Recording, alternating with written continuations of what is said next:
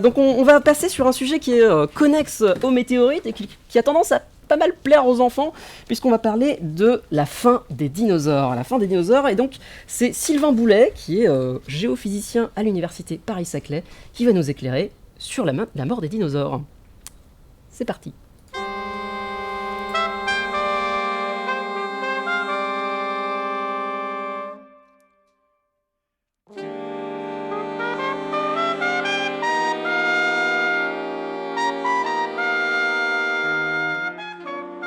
Bienvenue encore à la soirée du Big Bang au Big Band. Nous accueillons Sylvain. Bonsoir Sylvain. Bonsoir. Donc est-ce que tu peux te présenter, nous dire qui tu es, où tu travailles et ce que tu fais?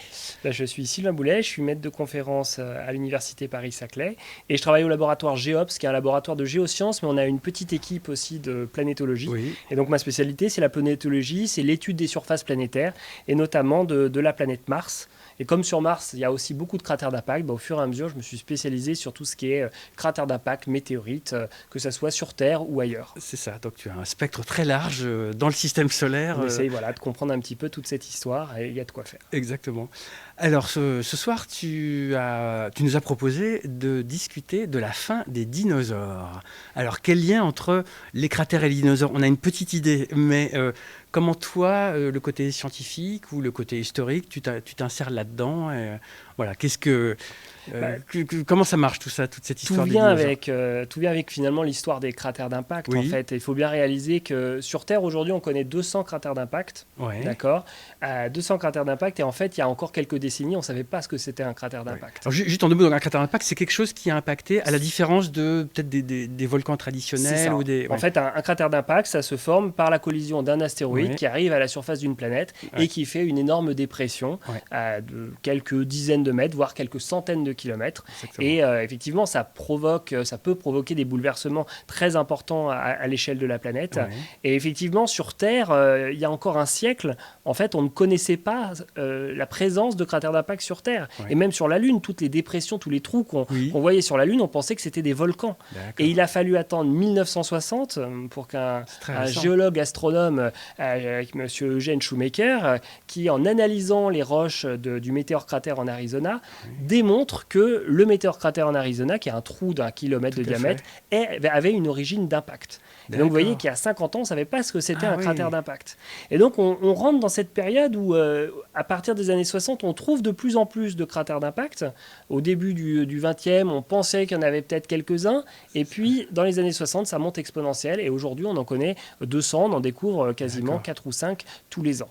Et alors, Eugene Shoemaker, que j'ai eu la chance comme toi d'aller en Arizona régulièrement et de voir effectivement ce météore-cratère magnifique au milieu du désert, là, sur les hauts plateaux. Alors, comment il a fait en deux mots pour montrer que c'est un cratère d'impact? Il a analysé les roches. Comment on distingue ça d'un cratère normal? En fait, ce qu'il faut redire dans le contexte, c'est qu'au début du XXe siècle, on avait retrouvé des morceaux de météorites à côté de ce gros trou. Et donc, il y a M. Barringer qui avait déjà dit un petit peu qu'il doit y avoir un lien entre météorites et cratères. Mais ça n'avait jamais été démontré. Oui. Et en fait, Eugene Shoemaker a été l'un des premiers à regarder les roches et à l'intérieur de découvrir des minéraux de haute pression, haute température, de minéraux qui ont été modifiés suite à un impact. Il a découvert de la cohésite. Et normalement, de la cohésite, c'est comme du quartz, comme le quartz des grains de sable, sauf qu'on le trouve normalement très profond. Et en fait, il n'avait rien à faire à la surface. Et le fait qu'il trouve de la cohésite dans les roches à la surface, ça montrait tout simplement que les roches à la surface avaient connu un impact et une pression incroyable. Et c'est à ce moment-là qu'on a compris véritablement ce que c'était un cratère d'impact. D'accord. Et donc voilà, on est en 1960. On commence tout juste à comprendre que tous les cratères d'impact à la surface de la Lune, tous les trous sont des cratères d'impact. Et il y a une toute petite communauté mondiale qui commence à se former dans le monde et à étudier les cratères d'impact. En 69, il y a 50 ans, on découvre la structure d'impact Rochechouart en France, notre seule structure d'impact. D'accord. Donc vous voyez, on est en 69. Et donc voilà, on découvre au fur et à mesure ce genre de structure. Et puis finalement, il y a un moment donné qui va évidemment révolutionner un petit peu notre connaissance de la géologie. On sait qu'il y a 66 millions d'années, globalement, on sait qu'il s'est passé quelque chose. mais on ne sait pas quoi. On Ouais. sait qu'on voit dans les roches, dans les strates, Oui, qu'il y a une modification de la faune, tout à fait. mais on est très très vague là-dessus. Et en fait, encore à l'époque, dans les années 60, on ne sait pas si, si sur Terre, les bouleversements sont catastrophiques ou Oui, sont longs dans le c'est temps. ça. En fait, il y a encore deux grandes équipes Oui.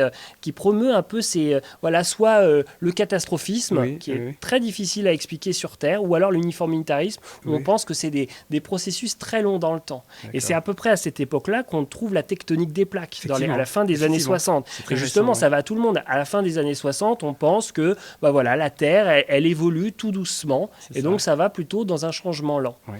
Et en fait, en 1976, il y a un homme qui s'appelle Walter Alvarez, qui est un géologue, qui se promène en Italie, Mhm.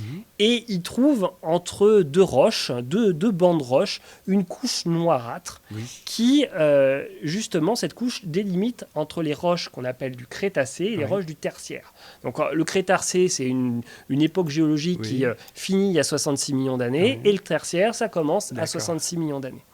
Et entre ces couches-là, il trouve cette petite couche noire.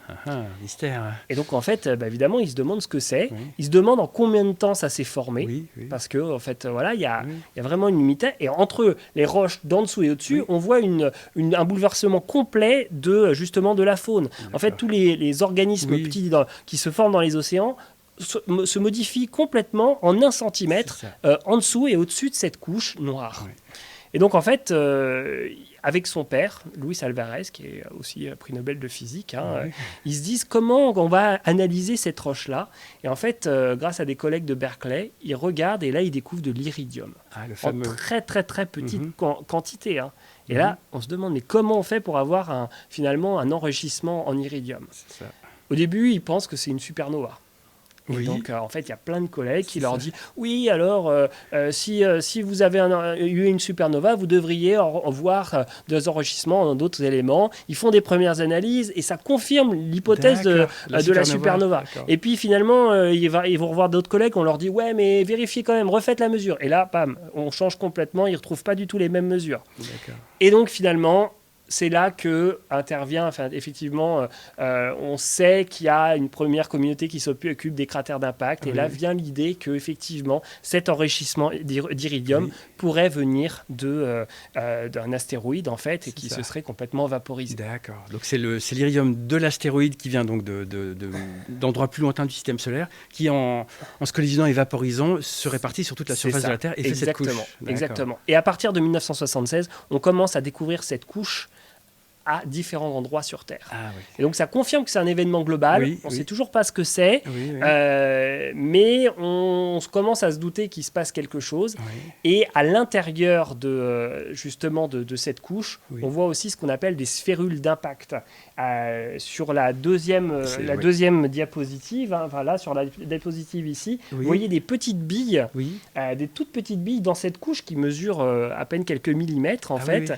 Et ces petites billes, qu'est-ce que c'est? Ce sont des sphérules d'impact, c'est-à-dire au moment de l'impact, Oui. on a fondu le matériel, les roches Oui, terrestres, oui. et ça a fait des milliards de petites billes. Comme des qui gouttes sont de roche. Des gouttes d'eau, voilà, des gouttes de roche fondues Oui. qui viennent se redéposer. D'accord. Et donc là, on commence à se dire qu'il s'est passé Ah oui. aussi... Donc ça, c'est dans la couche où il y a de l'iridium, c'est ça? c'est ça, D'accord. dans cette couche, voilà. Dans cette Donc dans couche des entre roches, les- etc., on fait une coupe et on voit ces... Exactement. D'accord. On trouve ces petites D'accord. sphérules. Ah, donc c'est un deuxième indice extrêmement Exactement. fort. On trouve ces sphérules et donc on commence à en voir aussi un peu un peu partout à travers le monde. C'est ça. Troisième indice, on trouve ce qu'on appelle des quartz choqués. Alors les quartz choqués, en fait, le quartz, voilà, vous le Oui. connaissez, ce sont vos grains de sable ou un C'est forêt ça. de Fontainebleau, là C'est on en ça. trouve plein. Et si vous le regardez au microscope, un cristal de quartz, normalement c'est tout beau, tout lisse. Oui, oui. Il n'y a pas il y a pas d'imperfection. Et là, quand on regarde les grains de quartz, on voit qu'ils sont tout rayés. Et en fait, le fait qu'ils soient tout rayés, ça montre que le grain de quartz a été complètement choqué. Ah oui. Et ça, ces grains de quartz, en général, choqués, c'est ce qu'on cherche Oui. vraiment quand on veut essayer de prouver que c'est un cratère d'impact. D'accord. Donc globalement, on découvre que on sait qu'il y a un crater d'impact qui Quelque s'est part. formé quelque part, mais Voilà. on ne sait pas où.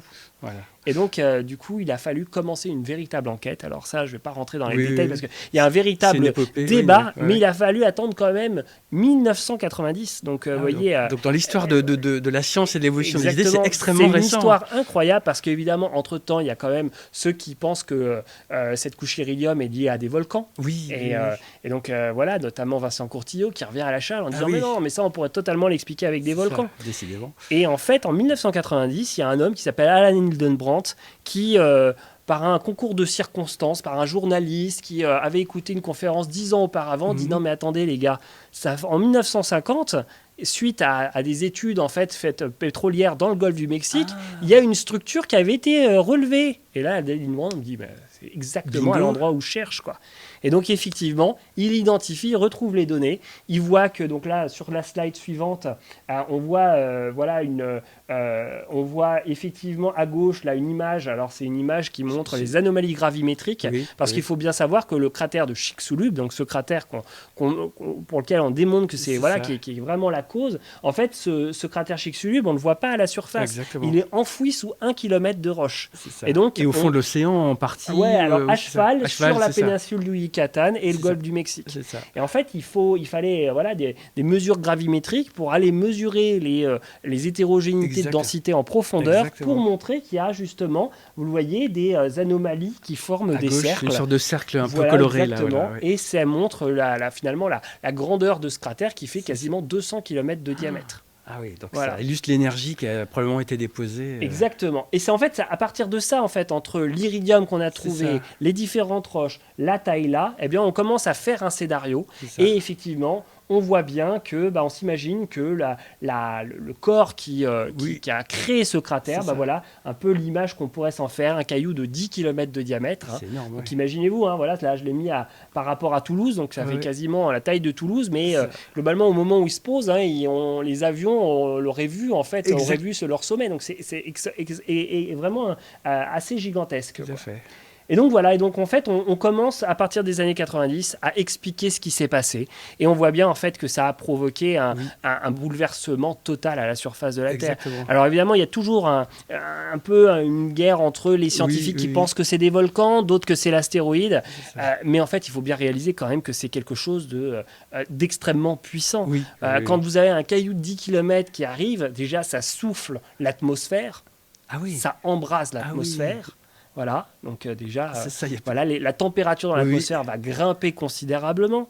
Ensuite, on va évidemment avoir l'impact, mais là, on va vaporiser les roches, on va provoquer un tsunami gigantesque avec des vagues de plusieurs centaines de mètres de haut. On va donc vaporiser toute la roche, il va y avoir des millions de tonnes de roches qui vont partir dans toute l'atmosphère. Et évidemment... dans un premier temps, toutes ces roches qui vont retomber au sol, ça va provoquer des incendies. Ah bah oui. Et ça, ces incendies, on en retrouve des traces dans la couche d'iridium. Les fameuses couches. En fait, on retrouve de la suie. Et ça montre en fait qu'il y a eu énormément, quasiment la moitié de la végétation du globe qui a brûlé d'un coup suite aux incendies, suite à la retombée en fait des roches. De roches incandescentes. Voilà. Donc déjà, ça c'est déjà mal barré et on perd déjà une grosse partie du vivant et de la végétation. Exactement. Évidemment, l'obscurcissement de l'atmosphère plus la perte de la végétation, la chaîne alimentaire va évidemment prendre un gros coup, puisque toutes les bestioles qui avaient besoin de lumière vont plus pouvoir vivre, celles qui vont manger des plantes vont plus pouvoir vivre. Donc en gros, le bilan c'est à peu près 70% des espèces de l'époque qui disparaissent. Wow. Et alors évidemment les dinosaures c'est ceux les plus emblématiques. Alors attention, tous les dinosaures n'ont pas disparu parce que les oiseaux sont encore là. Et les oiseaux sont des dinosaures. Exactement. Donc on va dire que toutes les plus grosses bébêtes de plus de 25 kg disparaissent. Donc il fallait pas être gros à l'époque. Plus de 25 kg, aucune. Voilà. On voit la disparition notamment de très grosses bestioles aussi dans les océans qu'on appelle les bélémites et les ammonites. Les fameuses ammonites, vous savez, les gros escargots là qu'on achète souvent dans les magasins de fossiles. Les ammonites, ça finit à la fin du Crétacé. Et après le Crétacé, on n'en voit plus. Pareil pour les bélémites, donc qui sont des gros organismes en fait qui nagent en fait dans les océans. Et voilà, et donc on va avoir quand même un grand nombre d'espèces qui vont disparaître. Alors sur Terre, il y a encore quand même des bestioles qui survivent, notamment dans les poissons. Il y a quand même pas mal de poissons qui survivent, les lézards, etc. Donc on voit bien ce bouleversement qui est vraiment lié à cette couche, à ce bouleversement. Oui, c'est-à-dire que vraiment, entre les couches, avant cette couche d'argile découverte et après, on a un changement de faune complet.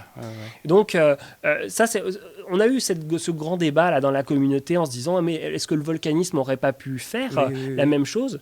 Parce qu'en fait, il y a 66 millions d'années, on sait qu'à la même époque, il y a le volcanisme des trappes du Décan. En Inde, il y a du volcanisme qui dure près d'1 million d'années et qui encadre exactement la période de la crise Crétacé-Tertiaire.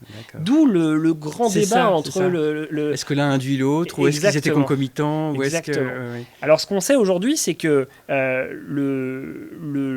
crise Crétacé, la couche d'argile, en fait, est à l'intérieur des trappes du Décan. C'est-à-dire que le volcanisme du Décan a commencé avant et a continué après. Alors certains vous diront, alors du coup ça peut être une crise qui a duré très très longtemps. Mais on voit quand même que finalement, juste avant, il s'est passé quelque chose. Pour les dinosaures, en fait, on pourrait se demander si les dinosaures avaient commencé à disparaître avant, et ça, pourquoi pas. Ce qu'on sait, ce qui a été démontré par des études très récentes, l'année dernière, il y a 2 ans, c'est qu'il y a 2 études qui semblent montrer que le volcanisme a augmenté après l'impact. Donc il semblerait que le volcanisme du Décan ait commencé, mais le fait qu'il y ait eu un impact, le volcanisme du Décan a vraiment augmenté. Il y a eu aussi une augmentation du volcanisme sur la dorsale indienne, en fait, et qui montre que non seulement l'impact a modifié drastiquement l'environnement, mais a aussi accéléré le volcanisme. Et donc, évidemment, c'est la petite goutte, ça ne va pas dans le bon sens. Exactement. Donc on en est là aujourd'hui. On sait que ce cratère a causé vraiment de gros dégâts. Et effectivement, on continue de l'étudier surtout. Parce que donc, le truc, c'est qu'il est enfoui quand même sous un kilomètre de roche. Donc là, en 2016, il y a eu une campagne de forage qui a été refaite en fait, et donc qui a permis de reforer à plus d'1 kilomètre et de retrouver toutes les roches, tous les éléments qui permettent de dater précisément. Et aujourd'hui, on sait que c'est 66 millions d'années. Dans les grandes découvertes qui ont été faites l'année dernière, par exemple, ça c'est absolument génial. Ils ont retrouvé à 3000 km du cratère d'impact un poisson qui avait des sphérules d'impact à l'intérieur de sa bouche. Et donc, en gros, dans le Dakota, ils ont retrouvé un affleurement de boue avec des poissons fossilisés. Et cet affleurement, il date exactement de 66 millions d'années. Et en fait, il y avait un lac. Le poisson était en train de nager. Tranquillement. Il y a eu des impacts des petites gouttelettes qui sont tombées dans le lac. Le poisson a bouffé la gouttelette. Et ensuite, il y a eu en fait un séisme très profond. Les ondes sismiques sont arrivées tardivement. Ça a fait bouger le lac et bam, couler de boue. Et le poisson a été emprisonné. Donc on commence à avoir des détails des toutes premières minutes suite à l'impact. Et ça, c'est absolument incroyable. C'est impressionnant. Donc il se passe. C'est aujourd'hui, c'est quelque chose qui a commencé en 1978. C'est une histoire incroyable. Notamment Walter Alvarez a écrit un livre que je conseille à tous qui raconte justement cette découverte, qui est passionnante parce que c'est, vous voyez, 72, ça fait quasiment près de 50 ans qu'on essaye de comprendre ce qui s'est passé il y a 66 millions d'années. Alors c'est beaucoup et pas beaucoup parce que finalement, il y a 50 ans, on ne savait pas encore ce qui s'était passé. Et c'est très très récent et on voit que la science est toujours en train de se faire. On pense tous que les dinosaures, 66 millions d'années, on sait ça depuis très longtemps, mais en fait, non, c'est extrêmement récent. Et la chose qui peut être aussi, que j'aimerais te poser comme question, c'est ce cratère dont j'ai oublié le nom, mais qui est dans le golfe du Mexique, parce que j'arrive pas à le prononcer. C'est Chicxulub. Donc, il a été découvert, formidable, etc. Tu dis il y a un petit peu de chance parce que il y a eu des sondages pétroliers qui ont été faits auparavant, etc. Est-ce que finalement, c'est comme en astrophysique où dès qu'on découvre un truc, c'est formidable, etc. Mais en gros, c'est ce qu'on a sous le nez, même si ça n'enlève rien au mérite de tous ces scientifiques.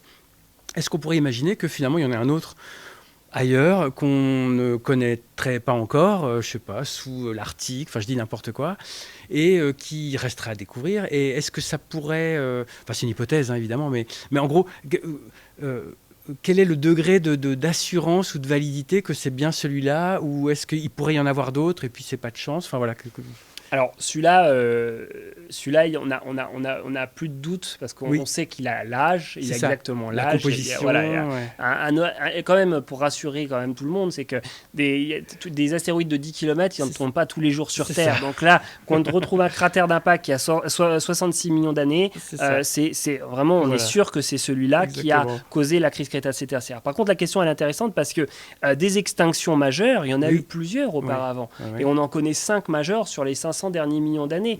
Et du coup, on se demande, est-ce qu'il y a d'autres cratères d'impact reliés à ces extinctions? Alors aujourd'hui, ça c'est un grand débat parce que en fait, on retrouve des trappes volcaniques reliées à certaines extinctions. Donc on sait que les trappes volcaniques peuvent causer un dégazage dans l'atmosphère qui peuvent engendrer un réchauffement et pourquoi pas des extinctions.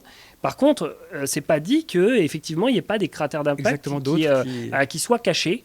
Ce qu'il faut quand même réaliser, c'est que la Terre est en perpétuelle évolution liée à la tectonique des plaques. C'est-à-dire que si vous aviez un cratère d'impact qui s'est formé il y a, 400 millions d'années à un endroit, il y a une grande probabilité qu'il ait disparu complètement aujourd'hui. C'est-à-dire que le fait que la Terre se renouvelle sans cesse, évidemment, on voit un grand nombre de cratères d'impact disparaître. Et d'ailleurs, aujourd'hui, on n'en connaît que 200, mais il faut bien réaliser que si vous preniez la Terre il y a 4 milliards d'années, en fait, la Terre il y a 4 milliards d'années ressemblait à la Lune. Il y avait des millions de cratères à la surface de la Terre. Criblés, et donc, effectivement, on les a effacés complètement avec l'eau, le vent, mais surtout la tectonique des plaques. Et donc, aujourd'hui, voilà, on en connaît 200. On sait qu'il en reste encore à découvrir. Et c'est pour ça que ça, c'est le travail d'une partie de la communauté. Il y a quelques dizaines de chercheurs qui essayent de trouver de nouveaux cratères d'impact pour essayer d'être le plus exhaustif possible. Parce qu'en fait, chaque cratère d'impact est un bouleversement dans l'histoire de la Terre. Si on prend le cratère de Rochechouart, notre seule structure d'impact sur Terre, en France, c'est une structure qui faisait quand même 25 km de diamètre, qui s'est formée il y a 200 millions d'années. Donc en gros, il y a 200 millions d'années en France, la France a quand même été bouleversée aussi. Parce que quand on forme un cratère de 25 km, vous allez avoir quand même des bouleversements locaux. Alors certes, chez Xulup, c'est bien plus gros à l'échelle globale, mais chaque cratère d'impact va modifier la faune et la flore localement ou même au niveau continental. Exactement. Alors, en parlant de cratères, qu'est-ce qui fait quand on se balade, quand un géologue comme toi se balade, vous arrivez à identifier que c'est un cratère d'impact ou que c'est d'origine purement volcanique? Est-ce que vous avez des recettes? Est-ce qu'il y a des méthodes précises? Comment ça fonctionne? Alors justement, quand on a commencé à étudier les cratères d'impact il y a plus de 50 ans, en fait, on a vu des roches qui ne ressemblaient pas à ce qui était connu auparavant. Mais visuellement, c'est pas si simple en fait. Je vous ai amené 2 roches. Ah, des exemples. 2 roches, voilà, exactement. La première ici, c'est une roche qu'on appelle une brèche d'impact. Et en fait, une brèche, c'est quoi une brèche d'impact? C'est, si vous regardez en le zoomant, vous allez voir des morceaux de roches qui sont noyés dans une espèce de gangue beaucoup plus fine, une matrice beaucoup plus fine. Un peu comme un nougat. Voilà, exactement. Et les morceaux de pistache, c'est les morceaux de roche qui ont été concassés. Et la matrice, c'est le truc blanc qui a refondu tout autour. Et en fait, tous les gros morceaux, ce sont les morceaux qui ont été cassés, qui ont été envoyés en l'air, qui sont retombés dans une matrice un peu plus fine. Tout à fait. Et donc, des brèches, on peut en former en géologie avec plein de façons différentes, lors d'une chaîne de montagne ou alors avec une rivière, etc. Et donc quand on croise cette roche-là, on se dit ok, c'est joli, mais ça ne veut pas dire que c'est un cratère d'impact. Par contre, dans la majorité des cas, si vous trouvez un trou, une dépression, vous dites tiens, c'est bizarre, et que vous trouvez des brèches, donc là vous allez les échantillonner. Ce genre de roche, ça va nous intéresser. On va regarder dedans et on va chercher des quartz, notamment les fameux quartz choqués.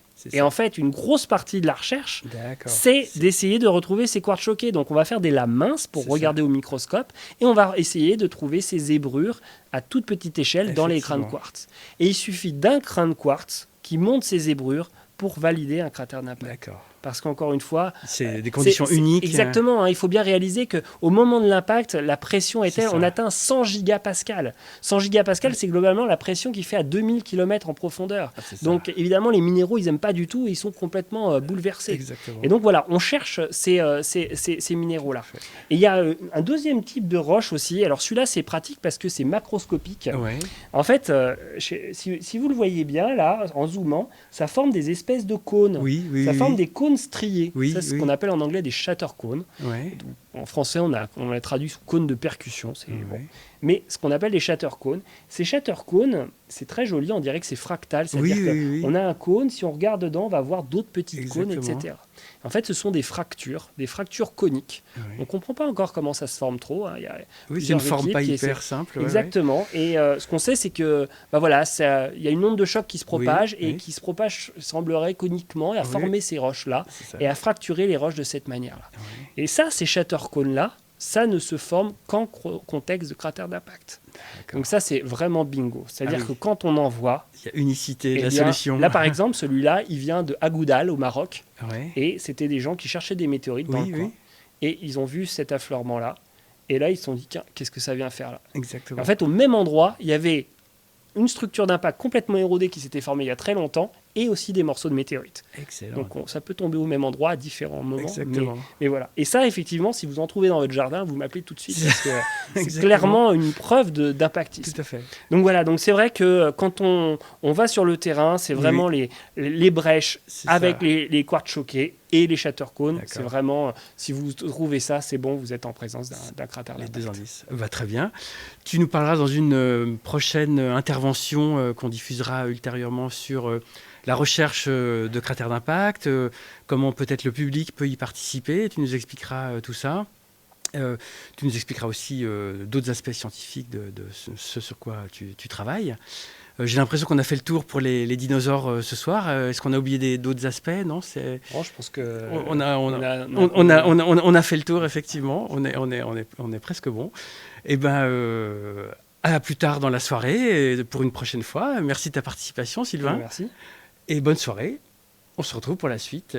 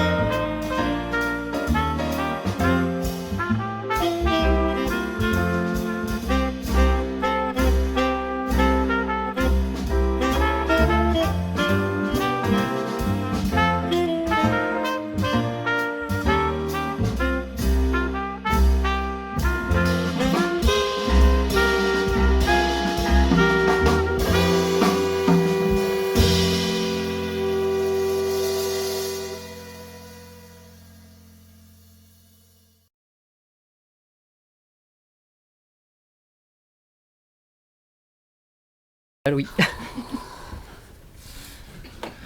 Eh bien, nous sommes de retour sur le plateau épique de la nuit du Big Bang au Big Bands. Un sujet, alors la mort des dinosaures, un sujet qui vous a visiblement beaucoup inspiré parce qu'on a eu pas mal de questions qui nous ont été posées. Mais avant de répondre à ces questions, on va se consacrer à nos deux dessinateurs qui, depuis tout à l'heure, ont fait des superbes dessins et ont consommé une quantité respectable de vin.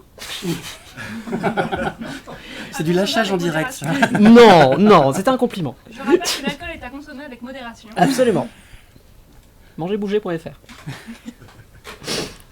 Vas-y, Pac-Man, ouais. Et donc, In Vino Veritas, dessiner une tombe de dinosaures. On parle de l'extinction des dinosaures. Rest in peace. Merci Pac-Man. On passe à Guillaume Monin. Juste un petit clin d'œil pour la ceinture d'astéroïdes. Je vous disais que peut-être que Saturne, pendant le déconfinement, pendant le confinement, on a plutôt tendance à bien manger, donc peut-être qu'il a fallu qu'elle desserre sa ceinture aussi. Du coup, la Terre, ça a pris un pet dans l'œil. Voilà. Petit clin d'œil. Merveilleux, merveilleux. Je suis né sur le confinement, donc je prends un peu ça dans la tête, mais et sinon pour le... Il faudra qu'on les remontre après, on a un petit souci technique qui font que les dessins ne s'affichent pas. Ok, on m'a entendu quand même, mais On t'a mais sans entendu, le mais son. on a toujours la tombe de dinosaures. Vous pouvez peut-être imaginer le dessin et le comparer ensuite quand on pourra le voir. Est-ce qu'on voit celui du dinosaure? Comparer les prédictions aux observations. Et le dinosaure. Voilà, Ah, on voit les ouf, dinosaures. voilà. Vous aviez raison, mon cher Pac-Man, je sens que c'est le début de la fin, enfin pour certains. Oui. Donc voilà, c'était en référence au dessin de tout à l'heure du parapluie. Parce que là, il s'était pris dans la tête, donc là, ça devient un peu plus problématique pour eux. Magnifique. Eh bien, merci Guillaume, merci Pac-Man. On va enchaîner très rapidement sur les questions. Alors, vous avez posé plein de questions. Malheureusement, on n'aura pas le temps de répondre à tous. On va prendre une seule question sur la fin des dinosaures et les météorites et les cratères d'impact. Oui, on a Vaga Sanson qui demande à quelle fréquence les gros bolides peuvent arriver sur la planète Terre. Et j'ai mon joker, Hervé Doll. Non, mais c'était Alice normalement. J'ai mon deuxième joker, moi, j'ai pas Alice. prévu. Quelqu'un peut gérer Robert parce que visiblement il y a peut-être des soucis, je sais pas, mais je crois que là-bas on ne nous voit pas en ce moment. Eh bien, viens donc. On nous entend quand même. Donc Alice, Donc, tu avais des choses à nous dire sur les bolides. J'ai des choses à dire sur les bolides. Alors je peux pas dire combien, dans tous les combien il y en a un qui tombe, mais ce que je peux vous dire c'est que si vous en voyez un jour dans le ciel, passer dans le ciel, vous pouvez le signaler sur un site qui s'appelle Vigiciel, donc c'est vigi-ciel.org. C'est un site de sciences participatives et où en fait c'est un petit formulaire à répondre où vous dites où est-ce que vous étiez, dans quelle direction vous avez vu passer le bolide, à quelle heure, etc. etc. Et en fait l'idée c'est que s'il y a plein de gens qui remplissent ça, et ben on peut connaître la trajectoire du bolide et espérer retrouver la météorite qui est par terre. D'accord. Donc c'est l'agence spatiale française qui gère ça. Non, c'est le réseau Ah, pardon. Fripon qui est fait par des scientifiques, notamment Sylvain Boulet qu'on vient de voir. Et alors Sylvain est très modeste, il ne l'a pas dit, mais il est aussi chargé de mission à l'université Paris-Saclay, en charge de la science participative, et avec plein d'autres, des gens du Muséum national d'histoire naturelle, enfin c'est un réseau national, mais il s'occupe de ça pour l'université Paris-Saclay. Et effectivement, les scientifiques, notamment l'Observatoire de Paris, etc., ont mis en place ce réseau, et l'idée c'est que le public peut faire de la science sans forcément avoir un doctorat, parce que sinon c'est un petit peu limitatif. vous savez, il y a la science participative avec les petites fleurs, les petits oiseaux, etc. Vous pouvez faire pareil avec le ciel, avec Vigiciel, comme Alice l'a évoqué. Et on vous encourage à regarder le ciel et à consigner vos observations sur Vigiciel. Et Fripon aussi, c'est un réseau de caméras qui sont mises un petit peu partout en Europe, même dans le monde, je crois, où il y a des caméras en fait qui scrutent le ciel en permanence pour détecter les chutes de bolides. Donc il y en a une par exemple sur le toit de l'observatoire de Paris, il y en a une sur à l'université Paris-Saclay à aussi. l'université Paris-Saclay, sur le toit du Muséum d'histoire naturelle à Paris. Et un peu partout, et donc voilà, pareil, avec encore une fois l'idée que si on croise toutes les données, et on peut calculer la trajectoire de manière la plus précise possible. Et d'ailleurs, ils en ont trouvé une il n'y a pas longtemps. La première, c'était au mois de janvier, et c'est ce qu'expliquait, je ne sais plus si on l'a mis dans cette séquence ou pas pour Sylvain, mais ils ont retrouvé la première, et puis quand ils ne le retrouvent pas, ils arrivent néanmoins à retrouver les trajectoires, et donc à savoir d'où viennent dans le système solaire ces bolides. Et donc c'est très utile pour la dynamique, etc. Donc vous pouvez faire de la science avec votre smartphone et avec Vigiciel. Donc n'hésitez pas à y aller et à regarder le ciel aussi, c'est important. Donc merci Hervé, merci Alice.